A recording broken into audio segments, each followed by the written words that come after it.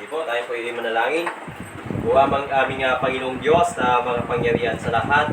Tunay nga po Panginoon na napakabuti nyo sa amin pong buhay at sa anawin po namin, just as we are, we will come to your presence. So aming Panginoong Diyos, sapagkat ang lahat ng lumalapit sa inyong harapan, kailanman ay hindi nyo po itinatakwil. At kami po ay nakakalapit sa inyo base lamang sa merito ng aming pong Panginoong Jesucristo. At sa umagang ito, tulungan niyo po ang inyong lingkod na siya nga magbabahagi ng inyong pong salita. Nawa ang Diyos ay mangusap po kayo sa bawat isa sa amin sa pamamagitan ng inyong pong salita. And we pray, O God, that you will save souls sa amin pong kalagitnaan sa umaga. Tulungan niyo din po kami na maging attentive sa inyong pong salita na may proklama. Salamat po Panginoon, maging sa mga kaluluwa na patuloy na dinadala niyo po dito sa place po na ito upang kayo ay sambahin sa Espiritu at sa katotohanan. Salamat po Panginoon. In Jesus' name we pray. Amen. Pwede na pong mapo ang bawat isa at itanalin po itong ating po.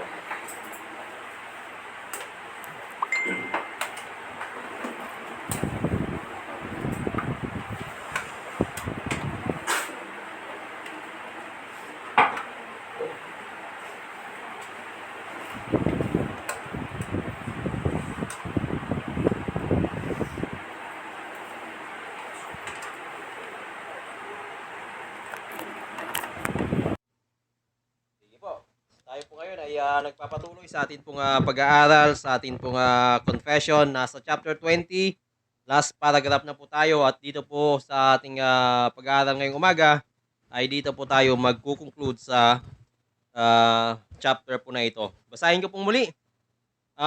Ano yung napag-aralan po natin last time? Kung may nakakaalala sa inyo.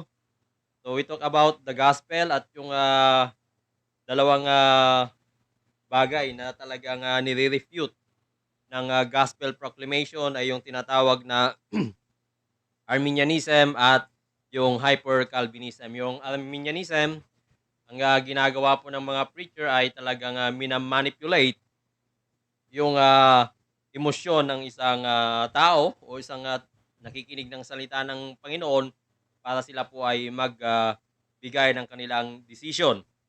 No? Upang ang tao po na ito ay manampalataya sa ating Panginoong Hesukristo at ang result po nito ay madalas na bumabalik din yung mga tao na nagbigay ng kanilang confession sa kanilang dating gawi. So, andyan si Charles Finney na siya nga nagpauso ng altar call.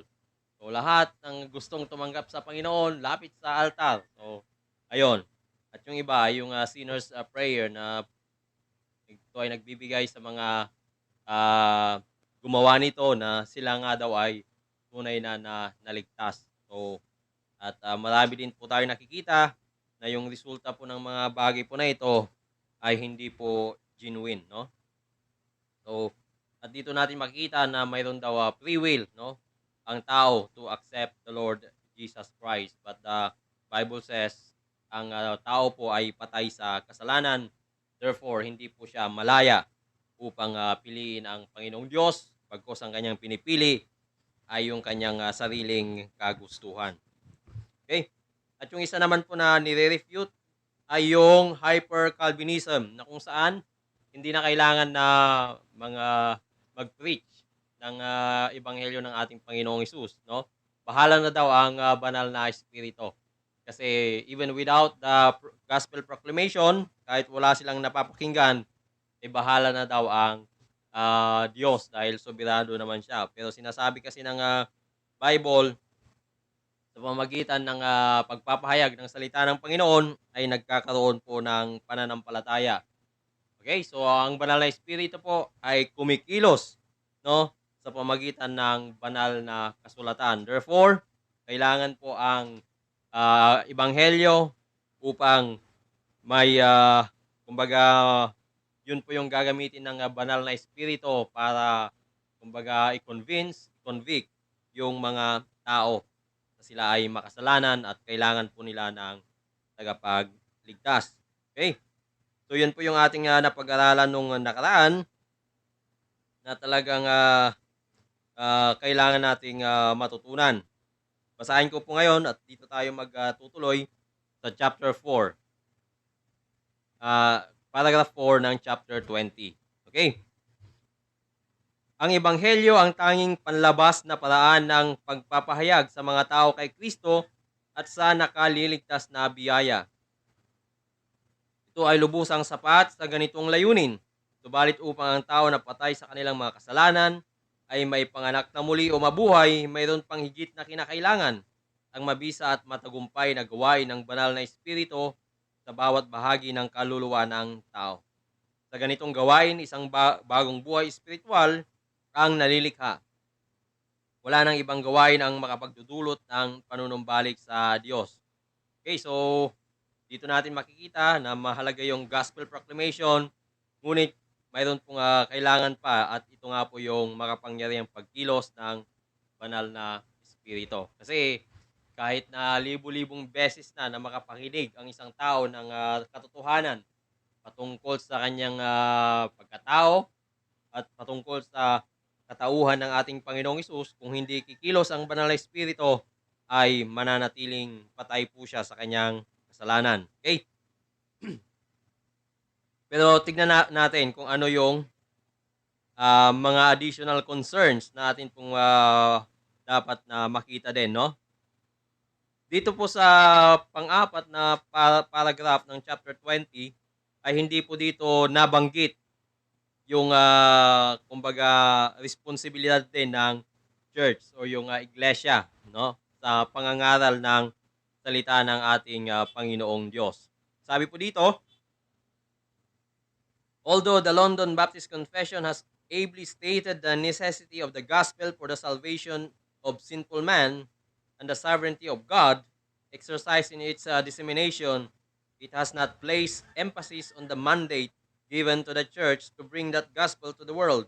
So yung confession natin, nabanggit niya na mahalaga or kailangan yung gospel para sa kaligtasan ng mga makasalanang tao at sa sovereignty of God, ay hindi po nito nabanggit itong confession natin yung mandato ng ating Panginoon doon sa iglesia. So, mayroon po kasing gampanin ang church, no? Tingnan po natin sa Matthew chapter 20. Matthew chapter 20. So, ito ay naibahagi na sa atin ni Pastor Jeremiah nung nakaraan. Balikan po natin.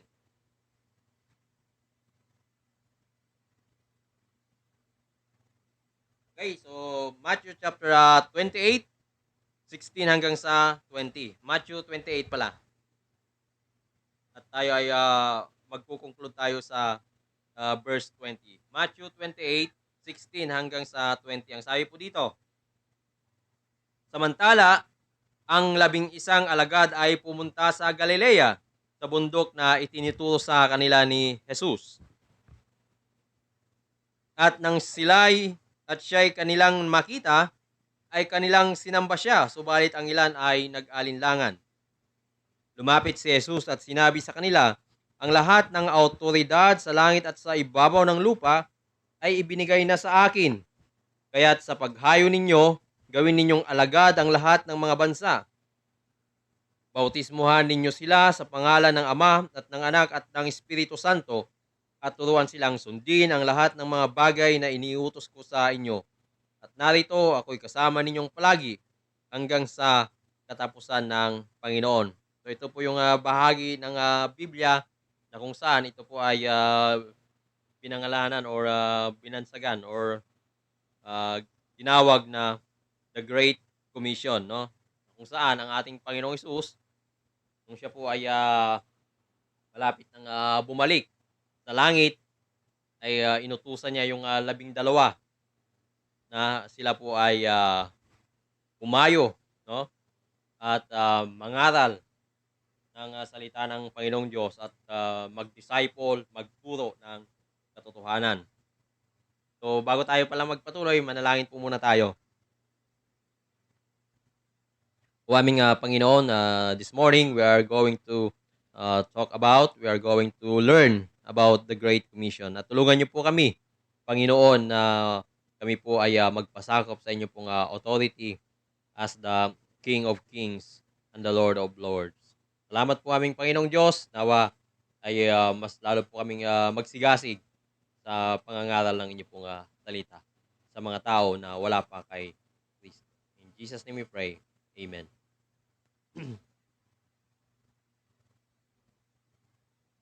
Okay. So, so dito ay kailangan na tayo po ay mag-evangelize. Sabi po dito, the church must not hide behind the sovereignty of God as an excuse for laziness in failing to fulfill the commission of our Lord Jesus to make disciples of all the nations. Diba, ang sabi natin sa ating mga pag-aaral ay soberano ang Diyos. Kumbaga, ginagawa niya yung kanyang kalooban. Pero wag daw natin itong gawing dahilan para tayo po ay wag gawin yung kanyang inuutos na dalhin ang ebanghelyo sa lahat ng dako ng daigdig. Kasi yun naman ang madalas na katwiran ng iba, no? Pagka nagtatamad.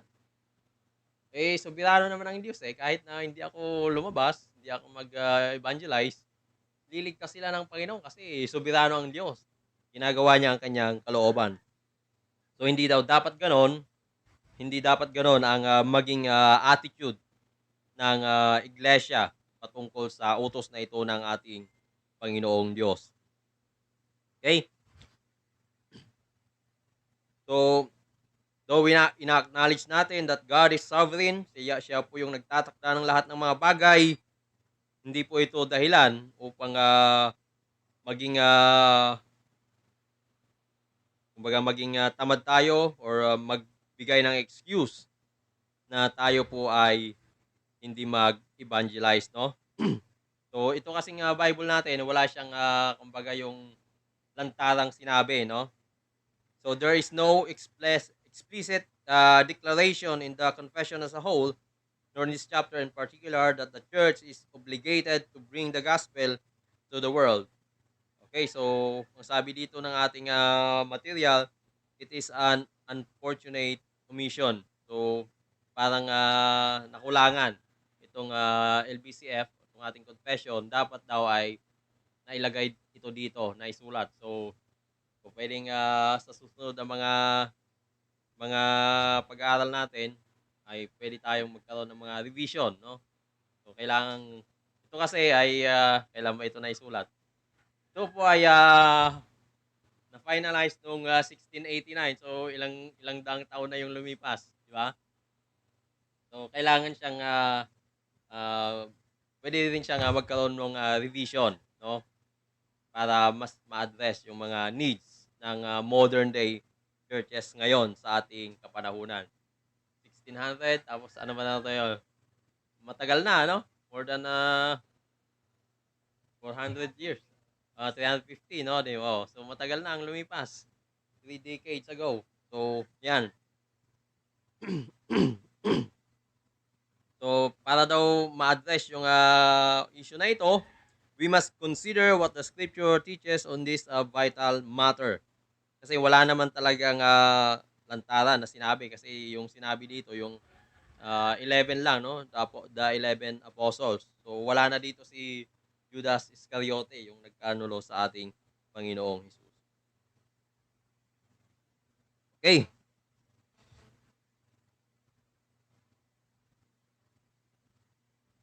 So, ano ba yung mga makikita natin dito? Kasi bago tayo makapag humayo or mangaral ng salita ng ating Panginoong Diyos, ay may mga kinakailangang mga bagay na dapat na mangyari sa isang alagad ng ating Panginoong Jesucristo, sa isang tao, no? Ang sabi dito sa English, no? But the 11 disciples proceeded to Galilee, to the mountain which Jesus had designated. And when they saw him, they worshipped him, but some were doubtful. And Jesus came up and spoke to them, saying, all authority has been given to me in heaven and on earth. Go therefore and make disciples of all the nations, baptizing them in the name of the Father, and the Son, and the Holy Spirit, teaching them to observe all that I have commanded you. And lo, I am with you always, even to the end of the age. So ano yung mga prerequisite o yung mga kinakailangan bago tayo makahayo or makapag-evangelize, no? There is a prerequisite condition, no? Kailangan yung utos po na ito ng Panginoon na humayo,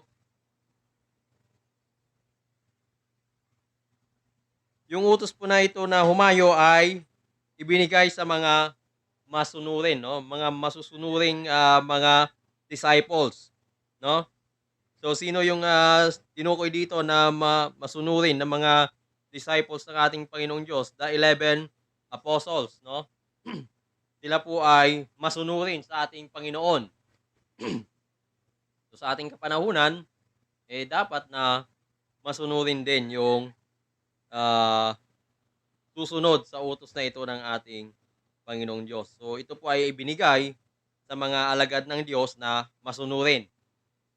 Okay. So yun yung unang prerequisite, masunurin na disciple. Ano pa? Kailangan din yung attitude po natin. Kailangan tayo ay worshipful, no? Kumbaga ating pinupuri ang ating Panginoong Diyos. Aside from being obedient, we must be worshiping the Lord of Lords and the King of Kings. Ang sabi dito, no?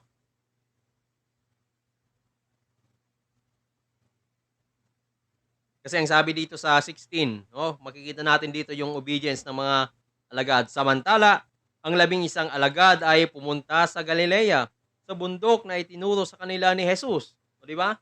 So naging masunurin sila. Kasi kung hindi sila masunurin, hindi sila pupunta doon sa bundok.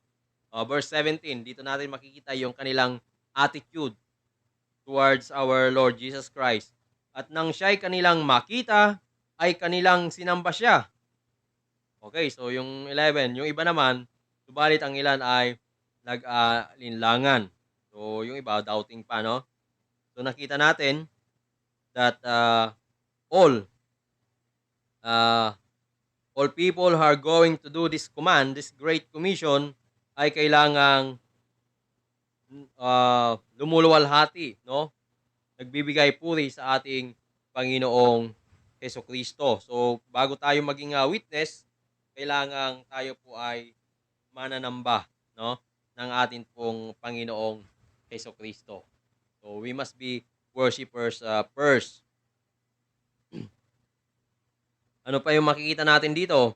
Mayroon din pong authority na nabanggit dito at ang authority po na ito ay ang atin pong Panginoong Hesukristo, no? Lumapit si Jesus at sinabi sa kanila, ang lahat ng autoridad sa langit at sa ibabaw ng lupa ay ibinigay na sa akin. Okay, so yun po yung ating autoridad, yung utos ng ating Panginoong Hesukristo. He tells us to make disciples and we are bound to obey. Okay, so yun yung dapat nating gawin. Ano pa yung mga sinabi dito? To make disciples.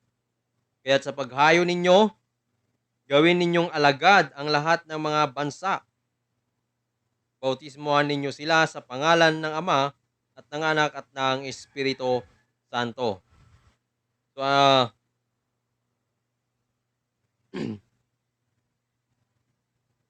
so ang sabi ng ating Panginoong Hesus ay mag-disciples, no?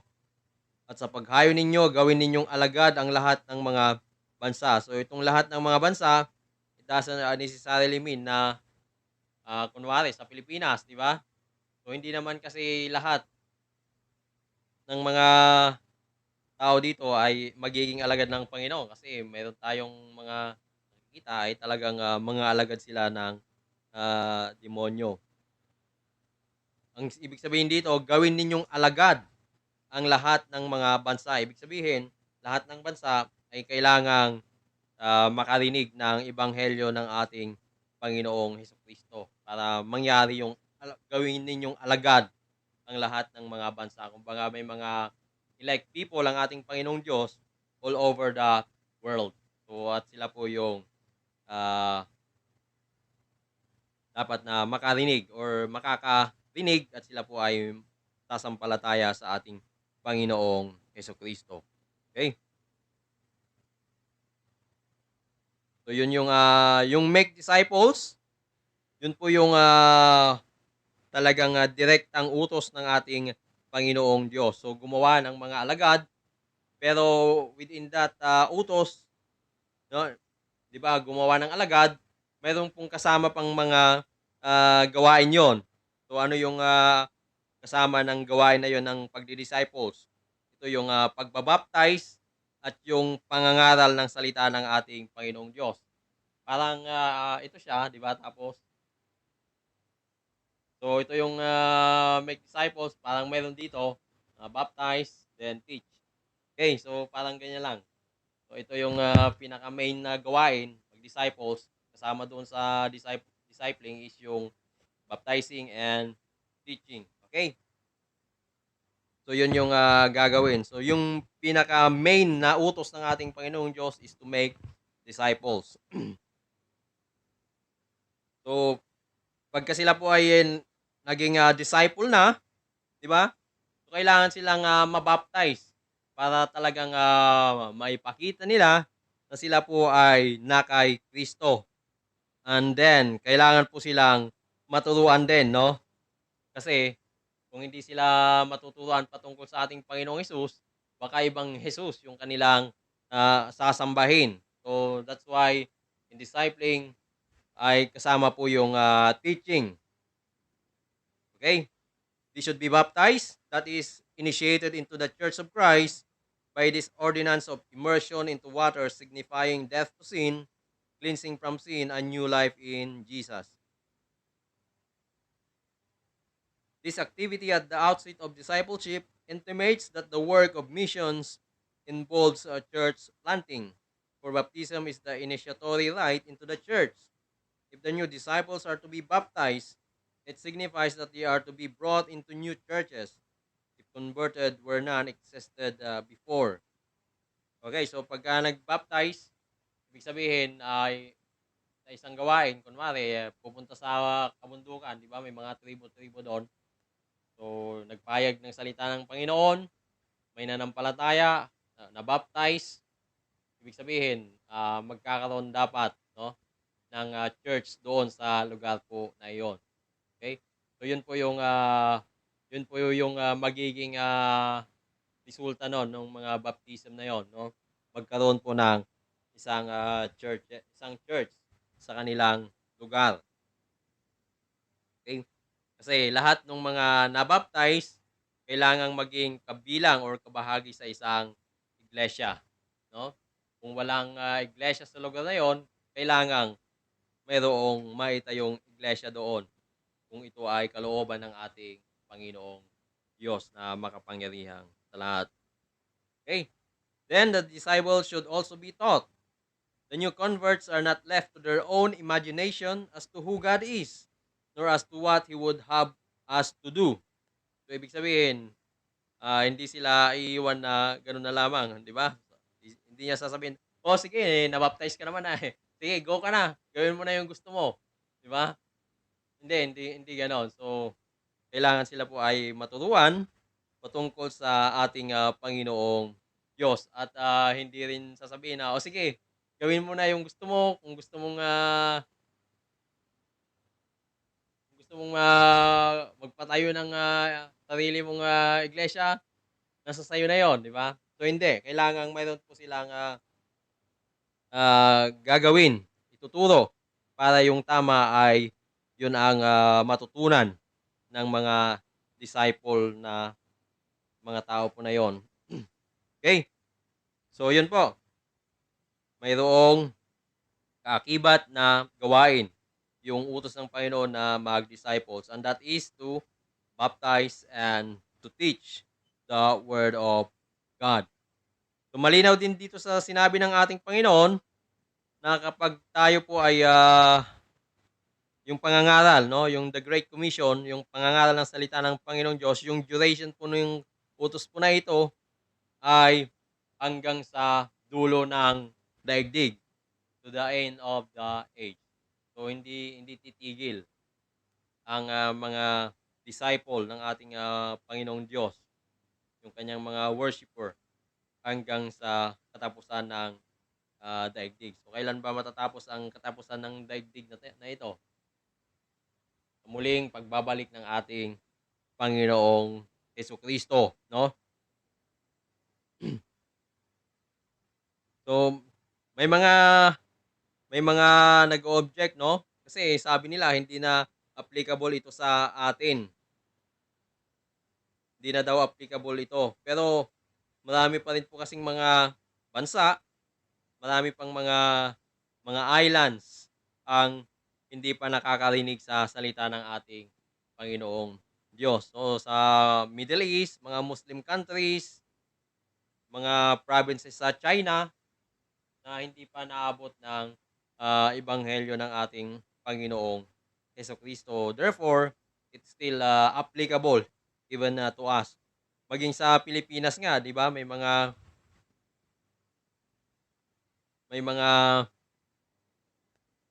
islands pa dito sa Pilipinas na wala pang mga churches, no? Therefore, kailangan pa ang pagmimisyon sa iba't ibang panig ng bansang Pilipinas. Kasi yung bansa natin is composed of more than 7,000 islands. 'Di ba? So, at yung iba diyan ay talagang inhabited by people. And therefore, ah, kailangan na mayroon ding mga churches sa lugar po na ito para ang mga tao doon ay makapakinig, no, ng salita ng ating Panginoong Diyos. Okay. Ang iba naman, may sinasabi nila na ito ay para lang daw sa mga apostol. Pero ang sabi kasi ng ating Panginoong Diyos na ito po ay relevant, no, or applicable maging sa kapanahunan po natin. Okay? So, yun, nakita natin yung duration, that is until the end of time, at yung kanyang may kaakibat din ito na pangako, no? Hindi lang sinabi niya na, oh, sige, mag-evangelize kayo. Then, sabi dito, sabi ng ating Panginoong Diyos, mayroon siyang pangako, no? At narito ako'y kasama ninyong palagi hanggang sa katapusan ng panahon. So mayroon pong accompanying promise yung utos na ito ng ating Panginoong Diyos. Kasi hindi niya iniwan ang kanyang mga tao na, sige, mag-evangelize kayo, tapos bahala na rin kayo ha. No? Di ba, masaklap yon. Sa atin nga lang, di ba? Ah, may mga inuutos sa atin. Medyo mabigat na gawain, di ba? Sige, gawin mo yan ha. Bahala ka na dyan. Di ba nanlulumo ka pagka nakita mo yung gawain, napakalalaki, napakabigat, tapos bahala ka na diyan. Di ba nanlulumo ka? Parang, eh, di mo naman ako tutulungan, di ko na rin gagawin, di ba? So, yun ang magiging mindset ng inutusan. Pero dito, sabi ng ating Panginoong Hesus, kasama ninyong palagi hanggang sa katapusan ng panahon. So, ito ay isang encouragement, lalong-lalo na sa mga talagang nagmimisyon, sa mga gumagawa ng evangelism, na gumagawa ng open air preaching. So ito ay isang katiyakan mula sa ating Panginoong Hesus na mayroon at mayroong bunga yung gawain ng pagmimisyon, no? Mapaibang bansa, mapaisla sa Pilipinas, mapa dito lang sa Gentry, sa Dasma, sa mga open air preaching, ay andun po ang ating Panginoong Jesucristo palagi. At ang kanyang pangako ay kanyang tinutupad. So, ito yung encouragement sa mga humahayo upang ipangaral ang ebanghelyo ng ating Panginoong Jesucristo, no? Sa mga missionary, talagang yung iba ay nagdanas ng kahirapan. So si Ann Hudson, isa po siyang missionary sa India. Talagang ang dami niyang pinagdaan ng hirap, no? napunta na sila sa India, napunta dito sa may, parang, Myanmar at yung kanilang, anak ay talagang, hindi umaabot ng, teenage life. Kumbaga bata pa lang namatay na, tapos yung naging pangalawang anak nila namatay ulit, tapos yung, asawa niya nakulong, nakulong din at yun, sari-saring, kahirapan, sari-saring pagsubok yung, kanilang, dinanas. Pero sa kabila nung mga yon 'no, namatayan ng anak, dalawang anak, nakulong yung kanyang, asawa, tapos, nagkaroon pa siya ng, matinding karamdaman dahil, during, those times ay, hindi pa naman gano'n ka-advance yung, medisina at talagang, ah, nag-deteriorate yung kanilang, health. Pero sa kabila ng mga yon, sila po ay nagpatuloy na naglingkod sa ating, Panginoong Diyos na makapangyarihan sa, lahat.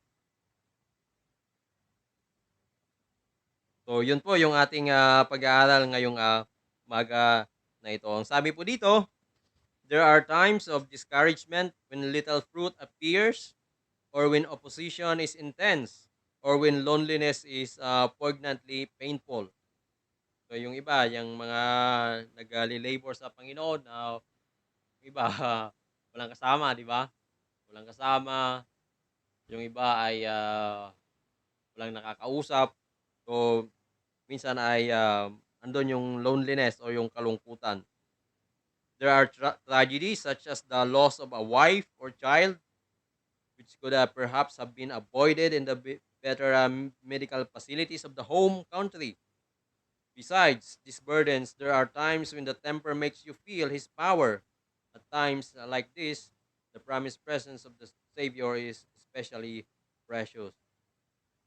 So yung iba, namamatayan ng asawa, di na nila nakita. Yung iba naman, namatayan din ng anak, di na rin nakita. So pagdating na lang nila, nandun na sa isang puntod. So yun yung, nagiging, mga challenges ng ibang mga missionary. Pero sa kabila noon, sila po ay sinusustain ng Panginoon at yung kanyang, pangako na ako'y kasama ninyo palagi hanggang katapusan ng panahon ay talagang mas lalong, umaalingaw-ngaw sa kanilang, puso at isipan. Sa kabila ng mga pagsubok na yon, they press on, they continue in serving the Lord. At nawa ay, mangyari din yon sa buhay natin 'no. So, mahirap ang, magmisyon, pero sa tulong ng bawat isa sa atin, sa pananalangin, everything is possible. So, tayo po ay manalangin. O aming, Panginoon, salamat po sa inyo pong, salita this morning. Our confession ay hindi, maliwanag na nabanggit, naisulat yung, responsibility ng, iglesia in the proclamation of your word all over the world. Nawa Panginoon ay, makita po namin ang inyo pong, utos ay talagang dapat sundin lalo na ng mga tao na nakakilala na sa amin pong, Panginoong Hesukristo. At nawa ay tulungan niyo po ang bawat isa sa amin na hindi po kami magtago sa katotohanan na kayo ang Diyos na soberano sa lahat at, ginagawa niyo ang inyong pong, ibig. Amin.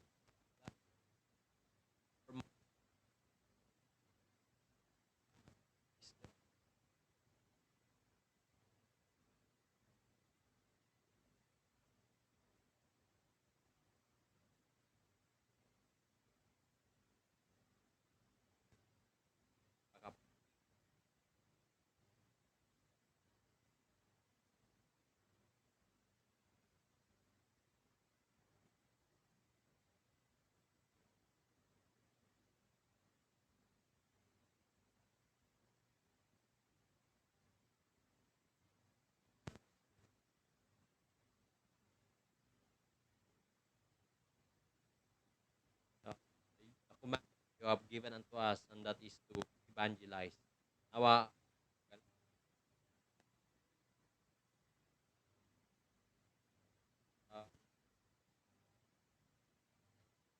mga